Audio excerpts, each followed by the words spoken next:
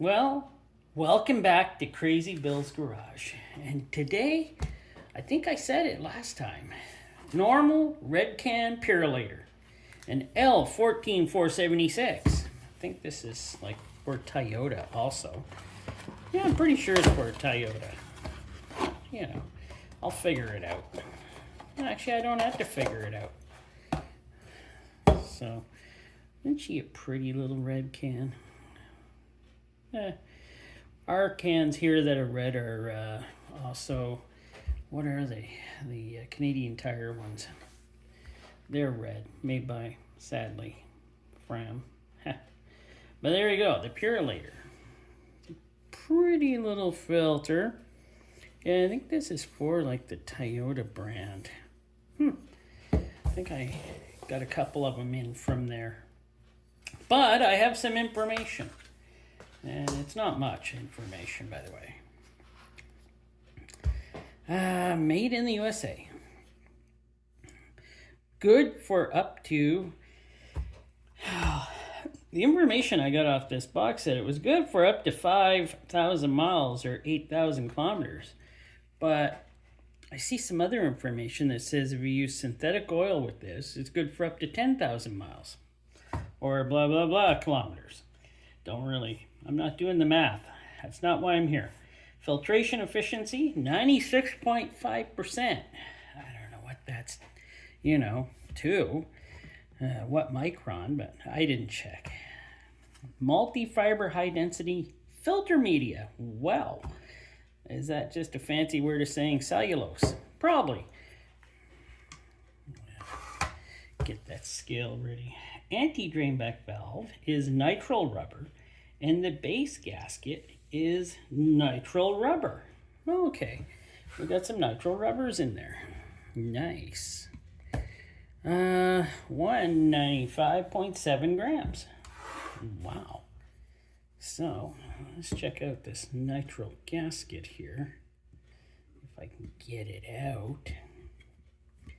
That's a thin little gasket. So, let's see what she weighs. Not much. 2.8 grams. Wow. That is not very thick. So, yeah, made in the USA says so right there. Well, you know what I'm going to do? I got to get her cut open. So let's get along with that. Now, I don't think that the drain back valve in this filter is nitrile. I believe it could be silicone. We're going to take a look. Because when I opened it up, I already saw a filter or a drain back valve. It's just like the one. It's nice and robust. Nice new word, eh? Nice and robust. So it should be about the same as 7.1 grams. Feels identical to the one that was in last week's, what was that? The one. So this feels silicone. I don't know why it's in there. Can we say we got a little sloppy glue in there? Can we say little should mean a lot? Okay. Well, the base, we got 8 inlet holes. And for the threaded hole, how many threads do we have? 4 threads. And these always do seem to be built very well. Weight of that, 91.3 grams. Lift that out. And yes, we have the stamped steel. Why is there rust? Is that rust? Yes, it is. What is that? That's actually not rust. That's some sort of... That's not rust at all. They put a little bit of lube in here to make sure they wouldn't rust. That is something.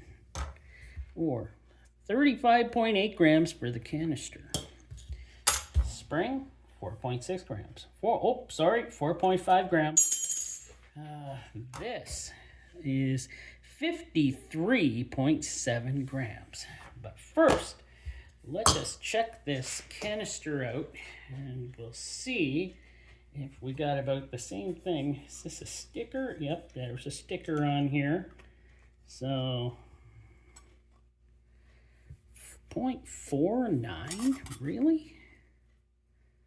0.45, that's more like it. There's not much room here without a sticker.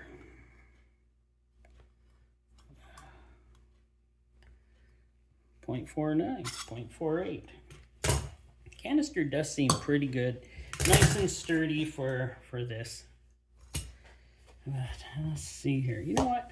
Last time I did not put a flashlight inside to look at the anti-drain back valve, but this time we're going to. So there we are. I don't know if you could see any light through here anyways. It's so...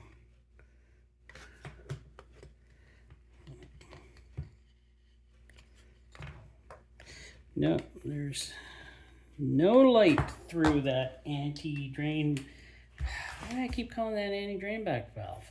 That's a bypass valve. I'm losing it today. Nice day, by the way. And yes, we do have the sloppy glue. That is too bad. But we do have the metal crimp here to hold the filter together. So far, it's not terrible.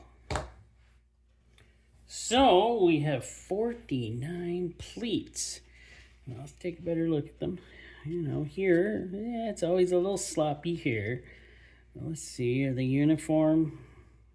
Well, just about as uniform as a Purolator product can be.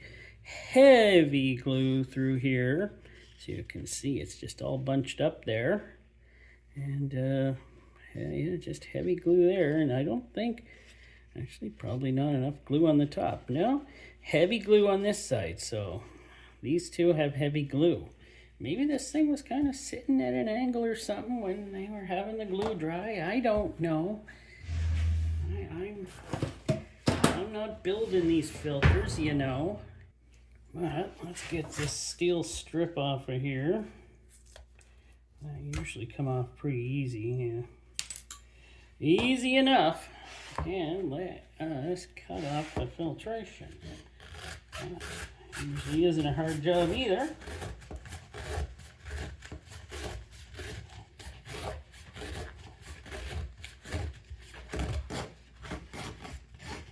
Okay. I think I could have just pulled the end right off of that side, but I didn't want to.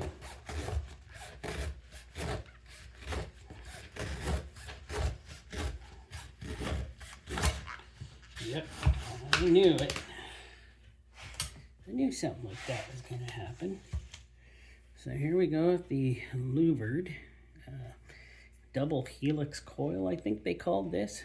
So she glued in. She's glued in pretty good on the bottom side there. But yeah, we got a lot of glue. And a lot of glue on the top here. Unfortunately, not enough to keep her held together, but... That's the gluing problem they might have. And let's see what we got here. 9.7 grams for this filtration. So, okay. Now, the outside. This definitely just feels like a cellulose type. I know, it's hard to. But it is thicker, I must say. It does have some thickness to it. And let me measure the how thick this stuff is. So we're at 0.7. Oh, we're going up. Okay, let's get this again in here. There we go. 0.77, 78. Not terrible. Not terrible at all early, but wait till I have to measure this out. Last one, the one, I was kind of shocked how far it actually stretched out. So let's see how well this one did. So she didn't stretch out nearly as far as I thought she was going to, but it's not terrible. 41.5 inches long, or 105.5 centimeters.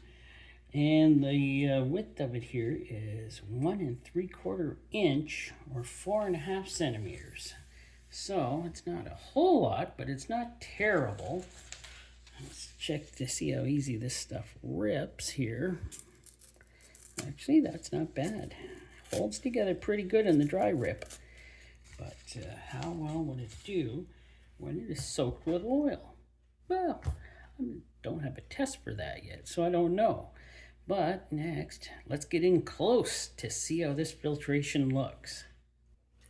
So there we go. That's how she looks under 800 times magnification. Well, isn't it wonderful? It's insanely nice. It's well put together, I gotta admit that. It is, well, yeah. Mostly everything I put under magnification looks the same if it's a new filter. Just, you can see all the separate strands and everything in it so that you can see oil will flow through there. But yeah, that's at 800 magnification. So there we go. That's the good old Purolator red can. Their normal Purolator, the L14476. And hope I showed it good enough to you. And would I use it? I'd probably throw it on something older I have. Definitely. Oh, forgot to put that spring out here too. But yeah, I definitely probably use it. Throw it on something that I give oil changes to often. An older engine or an older vehicle I have. Because, hey, anything's better than nothing. Oh, I'm not going to say that about this filter. This one's okay. This one's, except for the sloppy glue and everything, honestly, I don't really use Purolator that much. I usually use a lot of Champ Labs on my stuff. I know. Champ Labs is first brand from and they also own Fram and stuff. So, but I just like the E-Core type stuff, and not much more to say on this. But thanks for watching. Hope you enjoyed, and hopefully you'll tune in again next week for another new oil filter. I don't think I'll be putting one out this Friday. I am very busy and I don't think I have any oil filters to put out. But we'll see what happens. Maybe, maybe not. Thanks for watching.